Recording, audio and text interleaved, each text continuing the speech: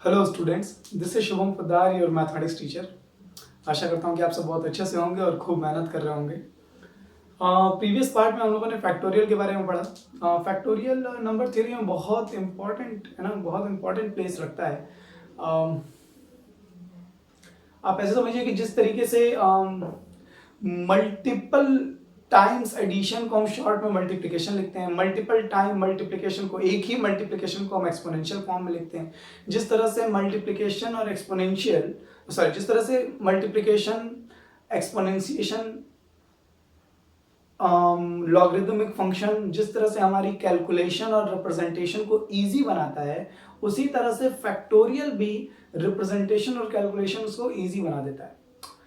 But depend करता है कि हम फैक्टोरियल के ऊपर फैक्टोरियल की कितनी प्रॉपर्टीज जानते हैं और उनको किस तरह से यूज करते हैं। खैर, फैक्टोरियल की बहुत ज्यादा प्रॉपर्टीज उस तरह से थोड़ा टिपिकल है, अजीब है, उस तरह से फैक्टोरियल्स की प्रॉपर्टीज सामने नहीं है, या ये कहें कि फैक्टोरियल में अभी भी बहुत काम होना मैथमेटिक्स में बाकी है। बट येट हम इन 10 into 9 into 8 into 7 dot dot dot 1 तक इन सारे इतने लंबे चौड़े प्रोडक्ट को इन शॉर्ट फैक्टोरियल 10 लिख सकते हैं और फैक्टोरियल की वेरियस प्रॉपर्टीज को स्टडी करके फैक्टोरियल के टर्म्स में बहुत सारी कैलकुलेशंस को काफी इजी बना सकते हैं। ये जैसे जैसे आप फैक्टोरियल के क्वेश्चन सॉल्व करेंगे आपको समझ में आएगा कि फैक्टोरियल की प्रॉपर्टी यूज करके कितना छोटे में काम किया जा सकता है। फैक्टोरियल वाला टॉपिक एक चीज थी, अब उसको साइड कर दीजिए। Today will talk about counting. Okay, this is very important. Permutation and combination जो चैप्टर है हमारा जो चल रहा है, उसका बेस है ये दोनों चीजें, चाहे वो फैक्टोरियल हो और चाहे वो काउंटिंग हो। तो आज हम लोग बात करेंगे काउंटिंग के बारे में। तो टॉपिक स्टार्ट करने से पहले कुछ छोटी छोटी कहानियां हैं मेरे पास, फटाफट से इनके बारे में बात कर लेते हैं। मान लीजिए हमारे पास कोई ये हेक्सागोन है और अगर मैंने इसमें सारे वर्टिसेस को सारे वर्टिसेस से मिला दिया है, मैं आपसे पूछूं कि how many diagonals are there in this hexagon, तो आपको बहुत इत्मीनान से काउंट करना पड़ेगा how many diagonals are there. चलिए अगर आप काउंट कर भी लेंगे, ठीक है, मैन्युअली काउंट किया जा सकता है ना, इस वर्टेक्स से 3 डायगोनल है, इस वर्टेक्स से 3 डायगोनल है, इस वर्टेक्स, चलिए काउंट कर भी लें हम, ठीक है, प्रॉपरली बैठ करके इत्मीनान से। लेकिन अगर नंबर ऑफ साइड्स बढ़ने लगे, हेक्सागन की जगह हेप्टागन हो जाए, ऑक्टागन हो जाए, है ना, डोडेकान हो जाए, ठीक है, 10 साइड वाले को कहते हैं शायद, तब जा करके जो नंबर ऑफ डायगोनल्स हैं उनको काउंट करना बहुत मुश्किल हो जाएगा। कितना बैठ कर काउंट करेगा आदमी, है ना। जैसे ये है, अगर ये मैंने एक नेटवर्क बना दिया है, कोई भी चेस बोर्ड आप ले लीजिए या कुछ भी, ठीक है, मैं पूछूं यहाँ पर आपको कि कितने कितने रेक्टेंगल बन रहे हैं, या मैं आपसे पूछूं कितने, मान लीजिए छोटा वाला यूनिट ये स्क्वायर है, ये एक स्क्वायर है, ये भी स्क्वायर है, तो ये दोनों मिलकर के तो रेक्टेंगल बनाएंगे, लेकिन ये चार मिलकर के स्क्वायर बना लेंगे। तो अगर मैं आपसे पूछूं इसमें कि इसमें कितने स्क्वायर्स हैं, या मैं आपसे पूछूं कितने रेक्टेंगल्स हैं, अगर आप मैन्युअली काउंट कर रहे हैं ना तो इतनी लंबी प्रोसेस होगी, आप इधर का काउंट करेंगे फिर भूल जाएंगे कौन सा हमने काउंट किया, कौन सा काउंट किया। फॉर एग्जांपल यहाँ पर 1 2 3 4 5 6 7 8 9 0, अगर मैं आपसे कहूं कि मुझे 4 डिजिट का कोड बनाना है, एटीएम कोड बनाना है, या मुझे बाइक का, अपने व्हीकल का नंबर चूज करना है, तो इन 10 डिजिट से कितने तरह के नंबर्स, कितने तरह की कोडिंग एटीएम पिन बनाए जा सकते हैं। 4 नंबर सेलेक्ट करने हैं आपको, रिपीट भी कर सकते हैं आप, है ना। तो आप देखिए, एक बन सकता है 1 1 1 1, एक बन सकता है 2 2 2 2, 9 9 9 9 0 0 0 0 1 2 3 4 1 1 2 2 1 1 1 2, मतलब आप इन 10 डिजिट से कितने सारे नंबर्स, कितने सारे एटीएम पिन बना सकते हैं, 4 डिजिट के ना, इन 10 डिजिट्स का यूज करके 4 डिजिट के कितने सारे एटीएम पिन बना सकते हैं। तो या तो हम बैठ करके काउंट करें, एक एक तो लिखें अच्छा चलो ठीक है। 10th में हम लोगों ने प्रोबेबिलिटी पढ़ी है। एक्चुअली देखिए, प्रोबेबिलिटी से मुझे याद आया, परम्यूटेशन कॉम्बिनेशन आप लोगों को इसीलिए पढ़ाया जा रहा है क्योंकि स्टैटिस्टिक्स प्रोबेबिलिटी जो है, जो मैथ्स की एक ब्रांच है, उसमें ये पूरी तरह से यूज होती है। और उसका मैं सीधा सीधा आपको रीजन ये बता रहा हूं यहाँ पर। जैसे हम लोग 10th में क्वेश्चन सॉल्व करते थे, याद कीजिए, in how one if someone wants to draw one card from a pack of card, okay, 52 cards का एक पैक होता है और उसमें से किसी को एक कार्ड ड्रॉ करना है। so in how many ways he or she can draw a card from the pack of card? so आप बताएंगे सर 52 तरीके होंगे, या तो पहला कार्ड निकाल ले या दूसरा कार्ड निकाल ले। सॉरी, चलिए डाई हमने थ्रो की तो ऊपर या एक बैग है हमारे पास, ये अ bag contains 3 black 4 white and 5 blue balls. एक बैग है जिसमें इस तरह के क्वेश्चंस थे 10th में प्रोबेबिलिटी में। एक बैग है जिसमें 3 ब्लैक 4 व्हाइट और 5 blue balls and how many veg 3 balls. अच्छा ठीक है, अब एक बैग है उसमें 3 4 5 गेंदें हैं और हमें एक गेंद ड्रॉ करनी है रैंडम, ऐसे बैग में हाथ डाल करके एक बैग कोई भी यू नो। तो कितने कितने तरीके से हम बॉल ड्रॉ कर सकते हैं, तो 3 4 3 7 और ये 5 है ना, 12 टोटल 12 वेज होंगे to draw ball from bag. तो ठीक है, अब 10th में एक ही बॉल के ऊपर क्वेश्चन बनता था, पैक ऑफ कार्ड से एक ही कार्ड ड्रॉ करने पर क्वेश्चन बनता था। आप इस सब बातों को ध्यान दीजिए, ठीक है। लेकिन अगर ऐसे पूछा जाता कि how many veg 3 balls of different colours can be drawn, कितने तरह से अलग अलग कलर की 3 बॉल ड्रॉ की जा सकती है, 2 बॉल ड्रॉ की जा सकती है, बहुत सारे क्वेश्चन बनाए जा सकते हैं। मुझको 3 बॉल ड्रॉ करनी है, उसमें से 2 सफेद होनी चाहिए, 1 नीली होनी चाहिए, कितने तरीके से ड्रॉ होगी, कितने तरीके से मैं 2 सफेद और 1 काली गेंदें निकाल सकता हूं। यहां पर लिखा हुआ इन how many veg a man can dress up with 3 shirts and 4 pants. मेरे पास 3 शर्ट है और 4 पैंट है, अलग अलग डिजाइन प्रिंटिंग कलर की, मैं कितने तरीके से अपने आप को ड्रेसअप कर सकता हूं, तो काउंट कीजिए। पहली वाली शर्ट के साथ 4 पैंट, 4 ड्रेस बन गई, दूसरी वाली शर्ट के साथ 4 पैंट फिर 4 ड्रेस बन गई, तीसरी वाली शर्ट के साथ 4 पैंट फिर 4 ड्रेस बन गई। टोटल 12 तरीके हैं, 12 तरीकों से ये शख्स अपने आप को ड्रेस कर सकता है। तो कहने का मतलब ये है कि जब हमारी काउंटिंग, अब तक हमारी काउंटिंग क्या थी 1 2 3 4 5 6, अब हमारी काउंटिंग का विजन बदल जाएगा। अब हम एक कॉम्प्लेक्स सिचुएशंस में देख रहे हैं कि किस तरीके के लॉजिक्स यूज करके वो कॉम्प्लिकेटेड दिखने वाली काउंटिंग को बहुत इजी वे में हम कर सकते हैं। That is what permutation combination do for us. Okay, permutation combination यही करता है, जहां सिनेरियो बहुत कॉम्प्लेक्स काउंटिंग का रहता है वहां वो कुछ basic multi counting logics use करके बहुत आसानी से काउंटिंग कर देगा। हम लोग सॉल्व करेंगे इसमें नंबर ऑफ रेक्टेंगल्स और स्क्वायर को फाइंड करने का बड़े आसानी से तरीके से, 2 लाइन भी नहीं लगेगी और ये सॉल्व हो जाएगा कि इसमें कितने स्क्वायर और रेक्टेंगल्स आएंगे। 4 डिजिट की पिन अगर मुझे इन 10 डिजिट से बनानी है तो कितने तरीके के एटीएम पिन मैं क्रिएट कर सकता हूँ इन 10 डिजिट से। इसमें 6 साइड्स हैं, ये हेक्सागोन है ना, ऑक्टागोन हो, कितनी भी साइड का पॉलीगन हो, उसमें नंबर ऑफ डायगोनल्स अगर मुझे निकालना है तो हम एक फॉर्मूला क्रिएट कर सकते हैं। और इस तरीके के क्वेश्चंस, 3 गेंदें निकालनी हो या कितनी भी शर्ट्स और कितने भी पैंट्स हो, कैसे हम इन सब चीजों को डील करेंगे। सो इन सब को समझने के लिए we will talk about principles of counting, fundamental principles of counting. कुछ बेसिक लॉजिक है काउंटिंग के जिनको यूज करने से कॉम्प्लेक्स काउंटिंग बहुत इजी वे में हो जाती है, that we will study. Okay, so इन सबको तो कुछ स्क्रीनशॉट लेने की जरूरत नहीं है। Okay okay, so first principle of counting is principle of multiplication. और देखिए परम्यूटेशन कॉम्बिनेशन में फिर आगे प्रोबेबिलिटी में इसकी टर्मिनोलॉजी और जो वर्ड्स यूज किए जा रहे हैं, है ना, ये बहुत इंपॉर्टेंट होते हैं। सारा खेल शब्दों का होता है इसमें। सो बेहद जरूरी है कि छोटी छोटी बातों पर आप ध्यान दें, कहाँ एटलीस्ट लिखा है, कहाँ एटमोस्ट लिखा है, कहाँ एग्जैक्टली लिखा है, कहाँ रिपीटेशन की बात की जा रही है, कहाँ, ये छोटी छोटी बातें, लैंग्वेज समझना इसकी बेहद जरूरी है। परम्यूटेशन कॉम्बिनेशन और प्रोबेबिलिटी में देखा जाए तो कोई फॉर्मूला जैसी कोई चीज नहीं होती, ये प्योर लॉजिक बेस्ड चैप्टर्स होते हैं। प्योर लॉजिक, जो कुछ भी फॉर्मूला बनाए गए हैं एक्चुअली वो बस दिखाने के लिए फॉर्मूलाज है कि हाँ ऐसी कोई चीज है, फॉर्मूला है ये, एक्चुअली वो फॉर्मूले हैं नहीं। ठीक है, जितना भी परम्यूटेशन कॉम्बिनेशन में बहुत सारे लोग फॉर्मूले बताते हैं कि हाँ ये है, ये, जब एवरीथिंग इज लॉजिक। ठीक है, और आपको लॉजिक पर फोकस करना है, फॉर्मूलाज याद करने या रटने की नीड नहीं है। हाँ, अगर आप एग्जामिनेशन टैकल करने के लिए एग्जामिनेशन क्रैक करने के लिए अगर आप कोई स्पेसिफिक चीजें, फ्रीक्वेंट चीजें याद कर रहे हो तो बात अलग है, but nothing is formula in permutation and combination. So language पर बहुत ध्यान दीजिएगा। यहाँ लिखा हुआ है if any work can be done in m different veg, किसी काम को करने के m तरीके हैं, m है ना, and with each of such ways, और इनमें से हर तरीके के साथ and another job can be done in n ways, एक दूसरे काम को n तरीकों से किया जा सकता है।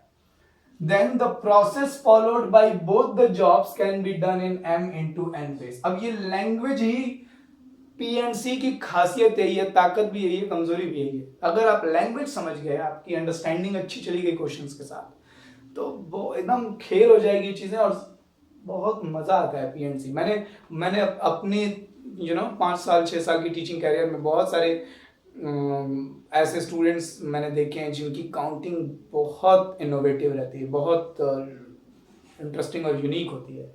और बात वही होती है कि आप कितना एंजॉय करने लगे इस चैप्टर को। सो अभी भी हमारे पास एक स्टोरी आई थी कि एक शख्स के पास 3 शर्ट्स हैं। मैं तीनों शर्ट्स के नाम S1, S2 और S3 लिख देता हूं। और ठीक है, उसके पास 4 पैंट्स थे ना, 4 पैंट्स थे उसके पास, तो P1, P2, P3, P4। तो अब देखिए यहां 2 काम हैं। उससे पहले तो आप अब आप इस बात को और इसको रिलेट करके समझिएगा।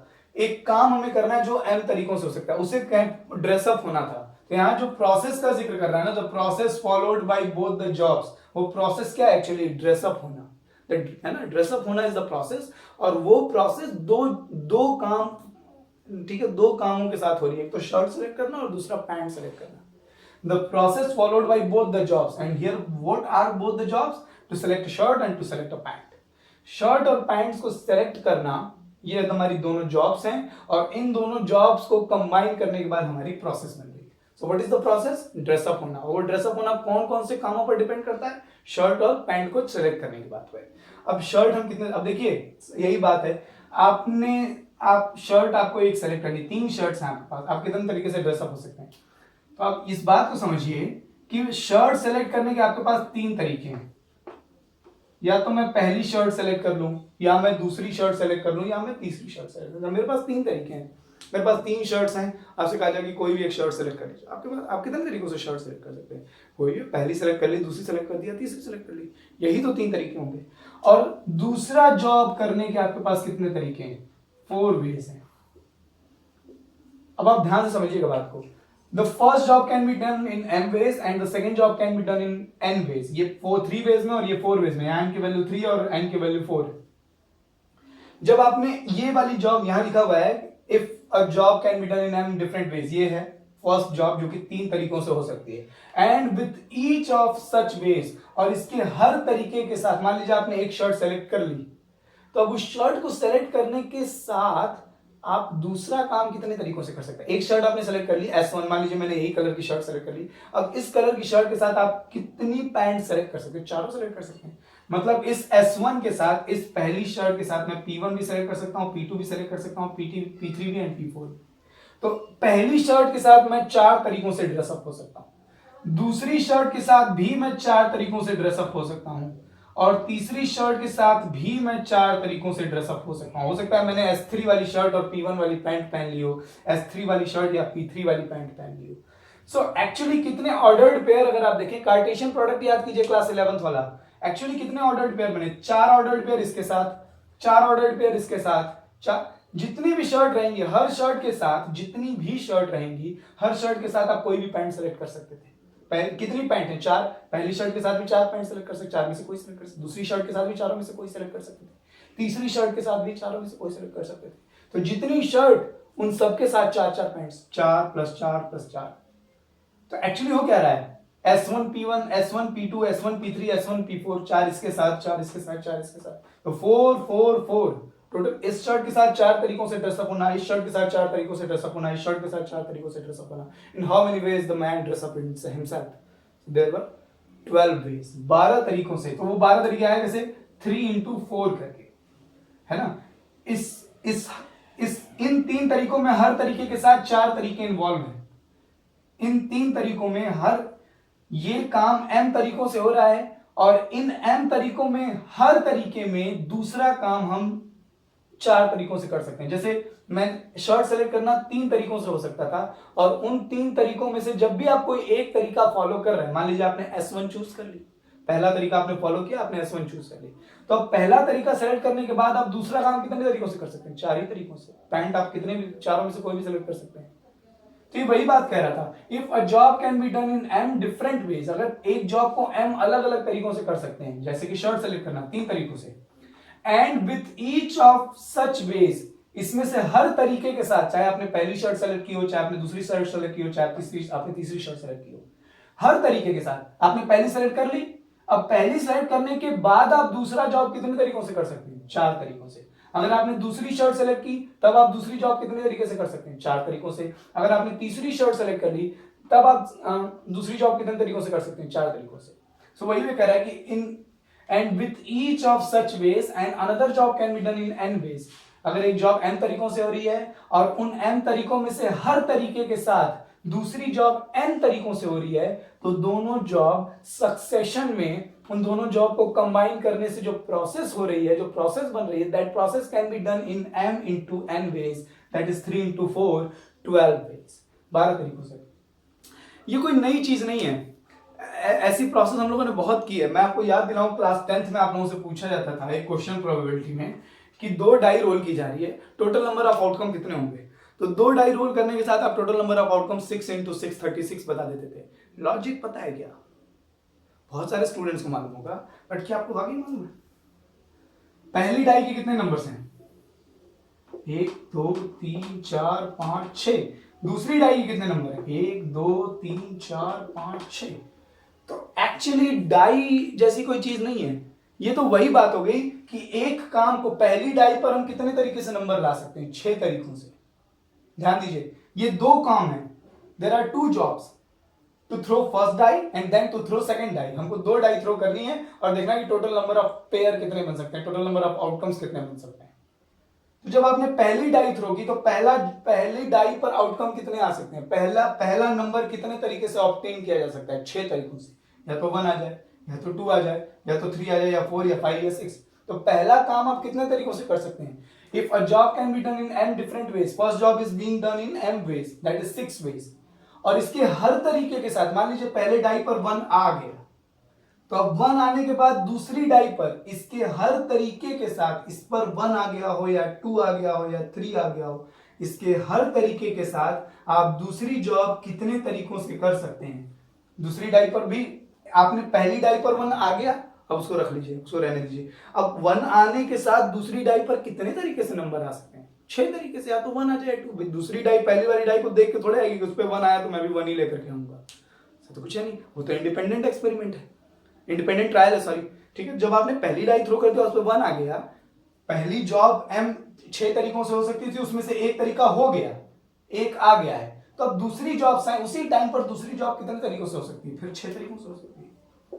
तो एक्चुअली लॉजिक यहां पर यही वाला है कि अगर एक जॉब m तरीकों से हो सकती है और उसमें से कोई भी एक तरीके के साथ दूसरी जॉब n तरीकों से हो रही है, तो total number of ways of performing both the jobs successively will be m into n। तो इसके हर तरीके के साथ दूसरा काम 6 तरीकों से हो रहा है, इसके साथ भी 6 तरीकों से, इसके साथ भी 6 तरीकों से, है ना, इसके साथ भी 6 तरीकों से। तो 6 6 12 6 18 6 24 6 30 और 6 36। इसलिए हम 6 into 6 जो लिखते थे ना, वो एक्चुअली ये m into n ही है।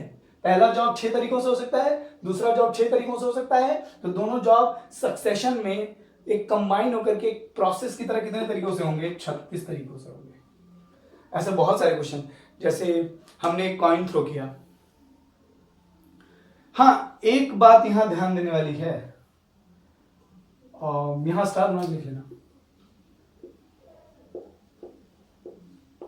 Both the jobs must be independent. अब इसका क्या मतलब हो गया? यहां पे एक कंडीशन लिख देना, नीचे लिख देना, द अबव प्रोसेस या the above rule is will hold only if the both the jobs are independent. इस तरीके से कंडीशन लिख देना। देखिए, जब आपने शर्ट सेलेक्ट कर ली तो पैंट सेलेक्ट करने में कोई कंडीशन नहीं है, कोई डिपेंडेंसी नहीं है कि आपने व्हाइट कलर की शर्ट पहनी है तो आप व्हाइट कलर की पैंट नहीं सेलेक्ट कर सकते। ऐसा कुछ नहीं, आप चारों में से कोई भी पैंट सेलेक्ट कर सकते हैं। अगर इस पर 1 आ गया है तो अब ऐसा नहीं कि इस पर 1 नहीं आएगा या इस पर 1 ही आएगा, इस पर भी कोई, मतलब दूसरी डाई का थ्रो करना पहली डाई के थ्रो करने से बिल्कुल इंडिपेंडेंट है। पैंट्स का सेलेक्ट होना शर्ट्स के सेलेक्ट होने से बिल्कुल इंडिपेंडेंट है। यहाँ कोई बंधे हुए नहीं है कि अगर आपने व्हाइट सेलेक्ट कर ली तो अब आपको व्हाइट वाली शर्ट नहीं सेलेक्ट करनी, ऐसा कुछ नहीं है। Both the jobs are independent. फिर भी दोनों को एक साथ करना है तो m into n वेज होंगे। ये बात ध्यान देने वाली, ये कंडीशन है इसकी, ये मुझको लिखना चाहिए था, मैं ध्यान से उतर गया। ठीक है, आप नीचे स्टार बना के लिख दीजिएगा, the above rule will hold only if both the jobs are independent. Okay, एक और डेमो दे सकते हैं। जैसे मान लीजिए मैंने एक कॉइन टॉस किया है और एक डाई थ्रो की है, ठीक है, समझ जाएंगे आप। हमने कॉइन टॉस किया और एक डाई थ्रो की है, तो कॉइन को टॉस करना और डाई को थ्रो करना ये बिल्कुल इंडिपेंडेंट काम है, दोनों जॉब्स बिल्कुल इंडिपेंडेंट हैं। कॉइन डाई की शक्ल देख करके हेड या टेल नहीं देगा और डाई कॉइन के हेड टेल को देख करके 1 2 3 4 5 6 में से कोई नंबर नहीं, दोनों। और अगर हम एक गेम खेल रहे हो कि हम एक एक्सपेरिमेंट हम परफॉर्म कर रहे हैं जिसमें एक कॉइन टॉस करना और एक डाई थ्रो कर देनी है, आपसे पूछा जाए कि कितने आउटकम्स होंगे, तो आप देखेंगे कि पहला जॉब कितने तरीके से हो सकता है, 2 तरीकों से। कॉइन टॉस करने का आउटकम कितने होंगे, 2, या तो हेड आ जाए या तो टेल आ जाए। और उसके हर तरीके में मान लीजिए हेड आ गया, हेड आ गया, अब हेड आने के बाद आप डाई थ्रो कर रहे हैं, तो डाई थ्रो करना जो है, हेड आने के बाद डाई पे क्या आ सकता है, कुछ भी, 1 2 3 4 5 6। तो पहली जॉब के 2 तरीकों में से हर तरीके के साथ, पहली जॉब के कॉइन टॉस करने के 2 आउटकम में से हर आउटकम के साथ, हेड के साथ भी और टेल के साथ भी, दूसरी जॉब 6 तरीकों से हो सकती है। अगर हेड आया तब भी डाई पे 6 में से कोई भी नंबर आ सकता है, 1 या 2 या 3 या 4 या 5 या 6। अगर टेल आया तब भी डाई में कोई भी नंबर आ सकता है, या 1 या 2 या 3 या 4 या 5 या 6। तो टोटल नंबर ऑफ आउटकम्स 2, पहली जॉब के तरीके 2 और दूसरी जॉब के तरीके 6, total number of outcome 2 into 6 होगा, दैट इज 12। और वो आउटकम कौन कौन बनेंगे, बड़े सिंपल है, देखिए कहां कहां देखिए, एक्चुअली पता तो समझ में तो आएगी आपके, बट फिर भी ठीक है। जैसे हेड 1 है ना, head 2, head 3, head 4, head 5, head 6, और इसी तरीके से टेल के साथ भी 6 आएंगे, टोटल 12। मैं पहले काम के हेड, पहला कॉइन पर हेड आने के साथ डाई पर कितने आ सकते हैं, 1 2 3 4 5 6, है ना। तो वही बात है, पहले जॉब के आउटकम कितने तरीके के थे, 2, हेड या टेल।